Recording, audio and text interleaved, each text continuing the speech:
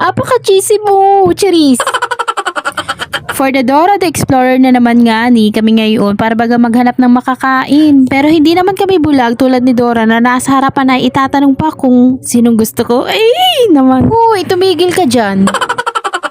Hindi ka pa nakakakain ng cheesy burger pero sobrang cheesy mo na. Apakaharot mo, ate ko. Kasama ko nga ni aring aking mga food body at anong hirap nga ni baga pag laging gutom parang may mga alagang sawaman din sa tiyan. Dini nga ni namin napili sa may Burgerlicious Madness. Ari baga di nila ang sa may Santo Niño, Marikina City. Katulad ng dati, ito nakalibre na naman si ate mo. Ano na yun? Nagulat nga ni ako at malapit na nga ni pala ang Halloween. Siguradong marami na namang magtitirika ng mata nito. Charis!